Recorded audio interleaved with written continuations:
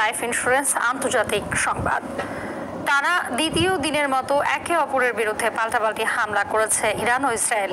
এদিন পূর্ব ঘোষণা অনুযায়ী ইসরায়েলের ক্ষেপণাস্ত্র হামলা চালায় ইরান। ইসরায়েলের তেল আবিব শহর ও হাইফা বন্দরকে লক্ষ্যবস্তু করা হয়, এতে নিহত হয় 10 জন। অন্যদিকে ইরানের তেল স্থাপনা লক্ষ্য করে ইসরায়েলও পাল্টা হামলা চালায়। ইমতিয়াজ আহমেদের রিপোর্ট।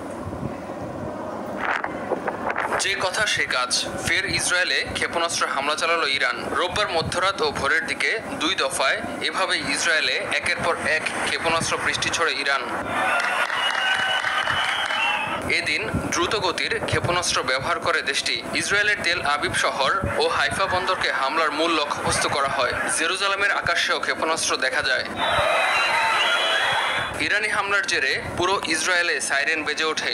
এ সময় ভয় আর আতঙ্কে এদিক ওদিক ছোটাছুটি করতে দেখা যায় ইসরায়েলিদের।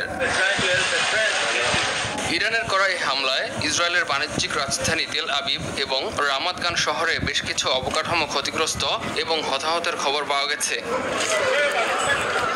এদিকে ইরানের রাজধানী তেহরানের শেহরান এলাকায় একটি তেল শোধনাগারে পাল্টা হামলা চালিয়েছে ইসরায়েল। এতে করে সেখানে ভয়াবহ অগ্নিকাণ্ডের ঘটনা ঘটেছে। রাশিয়ার প্রেসিডেন্ট ভ্লাদিমির পুতিনের সঙ্গে ফোনালাপের পর ইরান ইসরায়েল সংঘাত বন্ধের বিষয়ে একমত হওয়ার কথা জানিয়েছেন মার্কিন প্রেসিডেন্ট ডোনাল্ড ট্রাম্প। এমন পরিস্থিতিতে যুক্তরাষ্ট্রের সঙ্গে 6ষ্ঠ দফা পারমাণবিক আলোচনা বাতিল করেছে তেহরান। ইমতিয়াজ আহমেদ, RTV।